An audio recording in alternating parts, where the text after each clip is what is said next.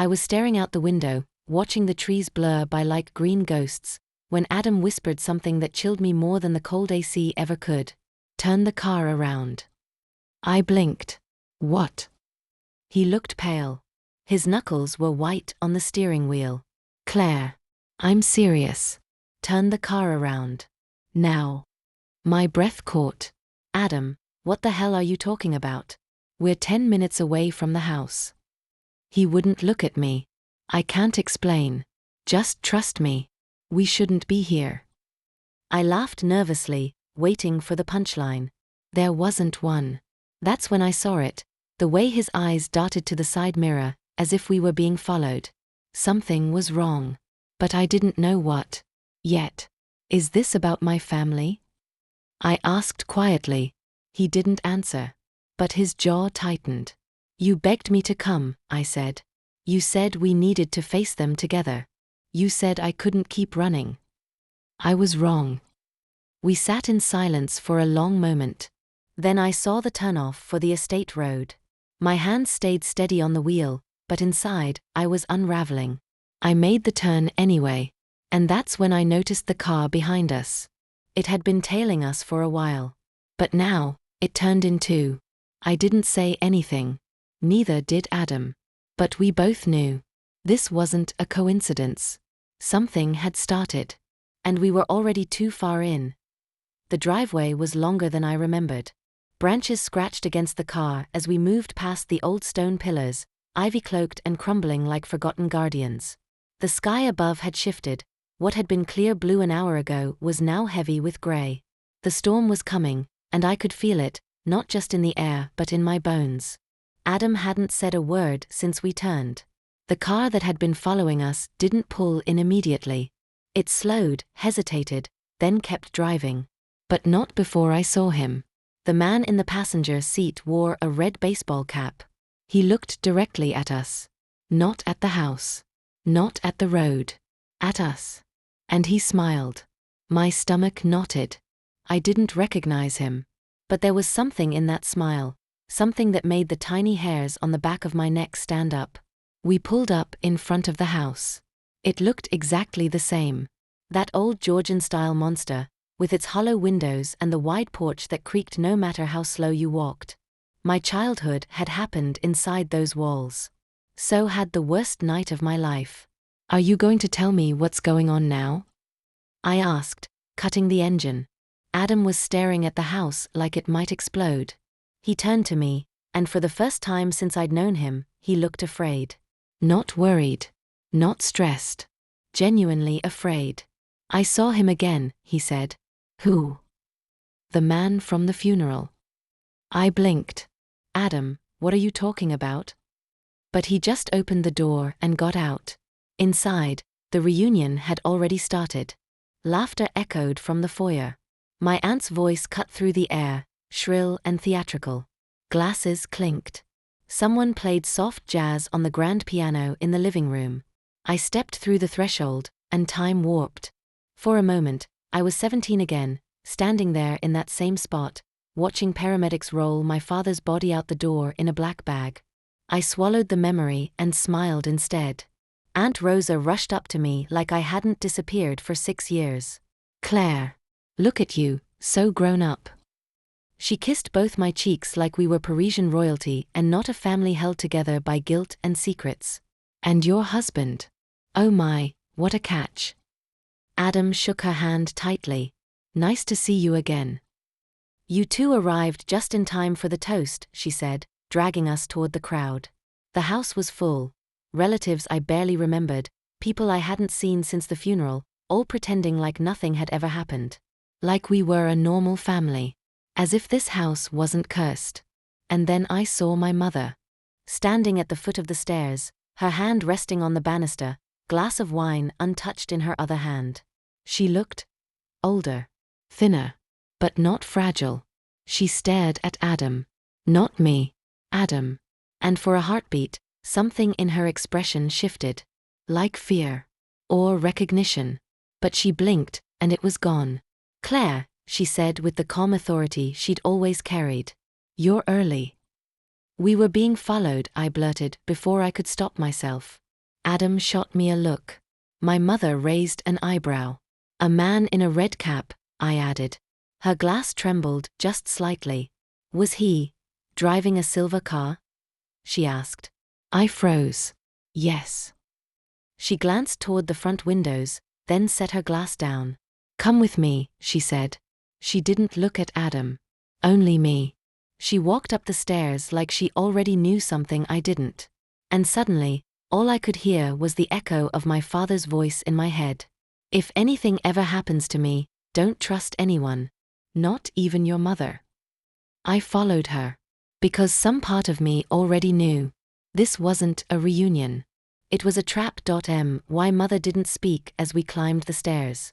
Each step creaked beneath us like the house was trying to protest. The corridor upstairs was dim, lit only by the flickering bulb in the hallway sconce. I followed her past the family portraits, sepia-toned memories of people who had all either died too soon or disappeared without answers. We stopped in front of the last door on the right. The locked room. Growing up, I wasn't allowed inside. My father had always kept the key. I used to press my ear to the wood and swear I heard whispering. When I'd ask him what was in there, he'd just say, "Nothing you need to know about. Nothing for a girl like you." The door was still the same. Oak, scratched at the bottom like someone had tried to claw their way out. But now my mother pulled a key from her pocket, not hesitating for a second, and unlocked it. After your father died, I sealed this room again. But clearly we're out of time. She pushed the door open. The scent hit me first. Dust. Mothballs. Something metallic underneath. The curtains were drawn, but soft light seeped through, enough to make out the room's contents. A desk. 3 filing cabinets. A locked safe. And pinned across the walls. Photos. Maps. Strings connecting places. Faces. Newspaper clippings. And in the center of the wall, a large black and white photo of the man in the red cap. You recognize him? She asked. I nodded slowly. That's Thomas Holberg, she said. Your father's oldest friend. Business partner. And she hesitated. The man who betrayed him. I stepped forward. What does he want with us? She didn't answer. Instead, she opened the top drawer of the desk and pulled out a faded envelope. Inside was a Polaroid and a note. My hands trembled as I took it. The photo showed my father and Holberg younger, standing in front of a private jet. Smiling. Confident. Powerful. The note beneath it read, in handwriting I didn't recognize. If you're reading this, I'm probably dead. Thomas knows. And he'll come for her next. My blood went cold. Her. Not me. Not Adam. Her. I turned to my mother. You knew. All these years, you knew he might come back, and you said nothing.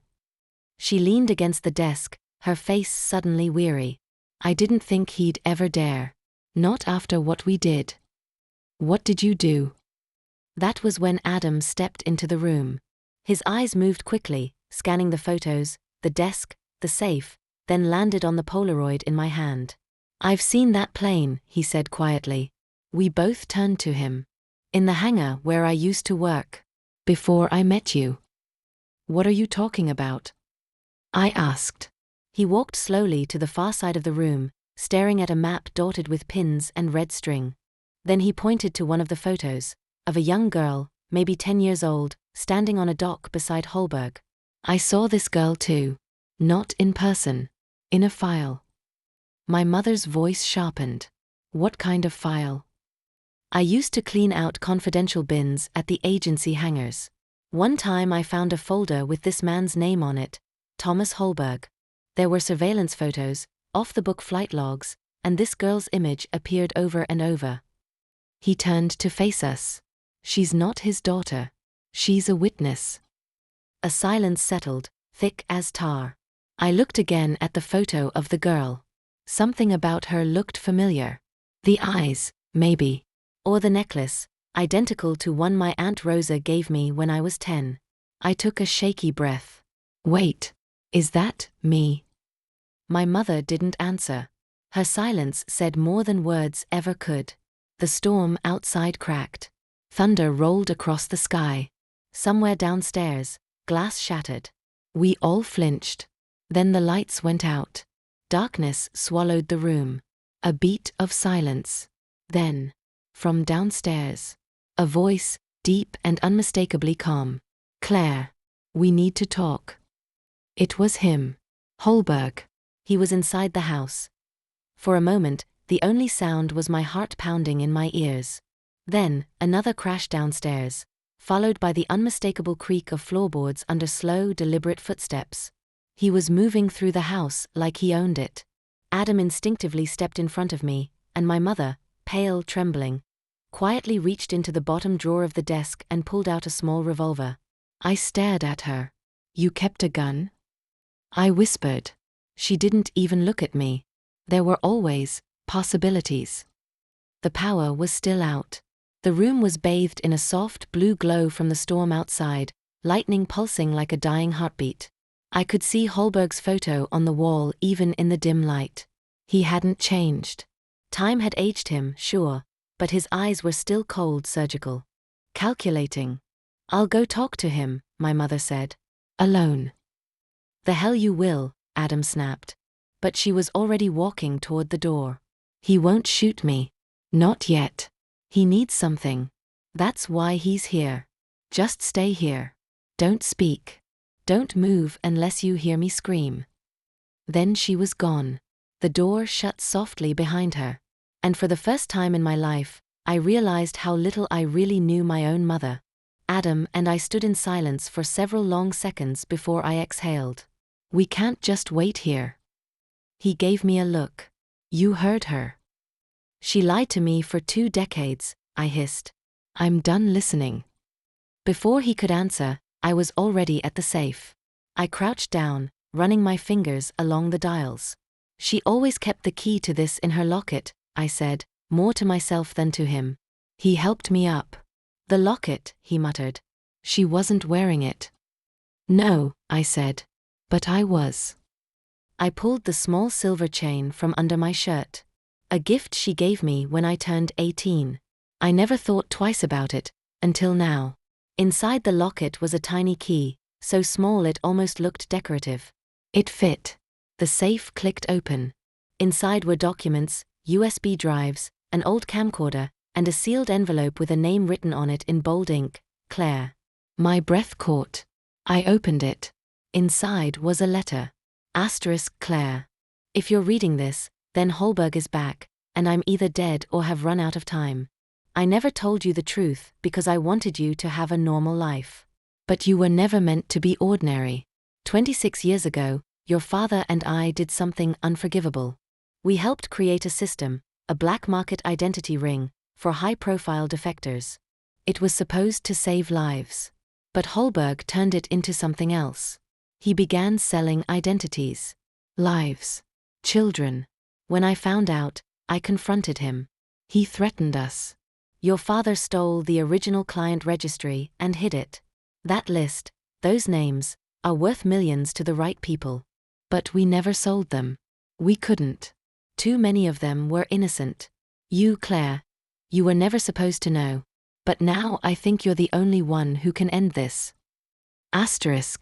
I lowered the letter, my hands shaking. I'm not who I thought I was, I said aloud. Adam took the letter from me, reading it quickly. His mouth tightened. He's here for the list. Another noise downstairs. This time it wasn't breaking glass.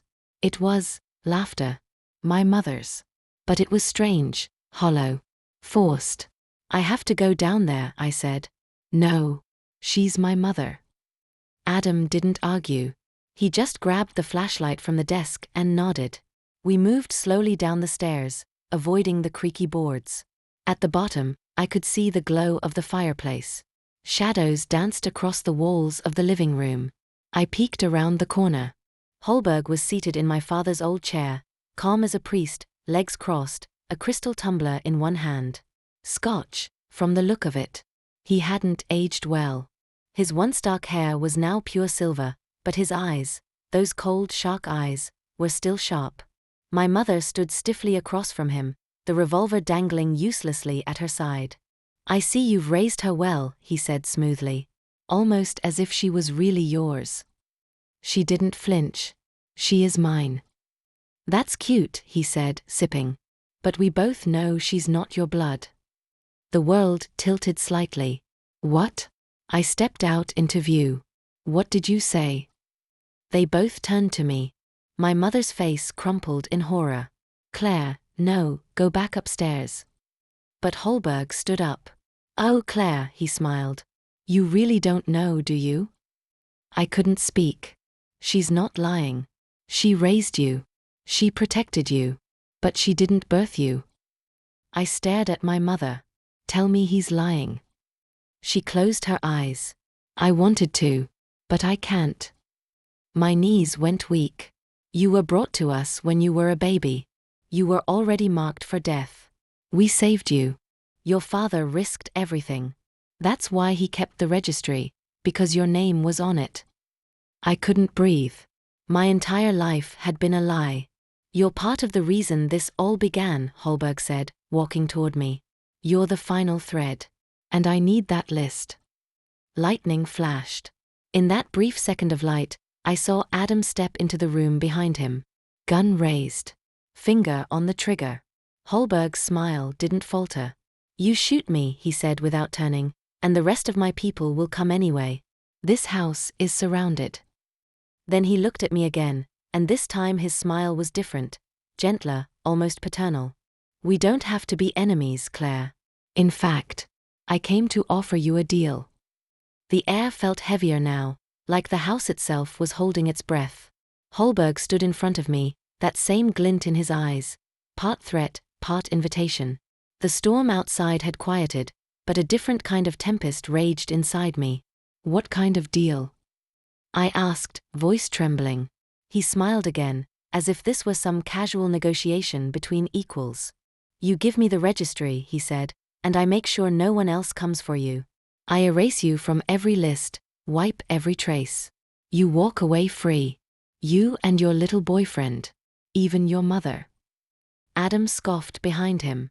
You expect us to believe that? Holberg didn't even blink. Believe what you like. But the alternative is war. The people on that list? Powerful. Dangerous. Some of them run governments. Some run crime syndicates. And they all want the same thing, to stay hidden. I looked at my mother. She stood frozen, guilt, fear, and something else in her eyes. A memory, maybe. Or regret. She's telling the truth, Holberg said softly. She raised you. Protected you. But she didn't just save you. She hid you from me. I swallowed hard. Why? He stepped closer. Because you were the last key. What does that even mean? Your birth parents weren't just names on a list, he said. They were the creators. The architects. They built the registry, then tried to destroy it when they saw what I'd done with it. They died for that choice. Silence. Then he added, but before they did, they left behind one piece of leverage. One person with access to every fail-safe, every hidden server, every shadowed backup system. I didn't understand. Me? He nodded. It's in your DNA, Claire. Biometric encryption. You don't have the registry. You are the registry. It hit me like a wave. That's why my father, my adoptive father, stole the list. Why my mother ran. Why I was hidden. Protected. I was the last lock. And Holberg had the key. I don't believe you, I whispered. He reached into his jacket slowly, so Adam wouldn't shoot, and pulled out a small tablet. On it, an interface blinked open. A vault login. No password box. Just a genetic scanner. He held it out. Touch it. If I'm lying, it won't open. If I'm telling the truth. I didn't move. Because I knew he was telling the truth. Deep down, I'd known something was different about me my whole life. This explained everything. My strange immune system. The migraines. The government job offers I never applied for. The background checks that always came back. Confused. I was a ghost in the system. Because I was the system. My mother stepped forward, voice broken. You don't have to give it to him, Claire. There's still time to destroy it. Burn it all down. Holberg turned to her, amused. Still clinging to your little rebellion? She's not yours, she said. She never was. Wrong again, he said softly. She's not yours either. She belongs to the list. To the world we built. I looked down at the tablet. I thought about every moment in my life that never made sense. And I realized I had a choice. I could give him what he wanted. Or I could finish what my real parents started. Adam saw the decision form in my eyes. You don't have to do this alone, he said. I know, I whispered. But I think I was always meant to. Then I reached for the tablet, but not with my fingertip. With the ring I wore around my neck. The one my mother gave me when I turned 21. A gift. A keepsake. But also, a trigger. As soon as it touched the scanner, the screen glitched. Holberg's eyes widened. What did you do? He barked. My mother smiled, just barely. She activated the failsafe. Alarms on the tablet began to screech. Data began corrupting in real time. The vault, every backup system tied to my DNA, was self-erasing. One by one, the identities disappeared. Scrubbed from the servers. Ghosts turning into dust. You idiot. Holberg lunged, but Adam tackled him before he could reach me. The gun clattered across the floor. I didn't think. I dove for it. Rolled. Aimed. Holberg froze. Don't, my mother said, softly. But I didn't need to shoot. Because it was over. The list was gone. The vault destroyed. The blackmail empire Holberg built was in ruins. He stared at me, wide-eyed. You just doomed us all, he spat. No, I said. I gave them their lives back. Epilogue, 1 year later. The farmhouse is quiet now. We kept it. It's not just a house. It's a graveyard of secrets. And sometimes on stormy nights, I still swear I hear footsteps. My mother lives nearby.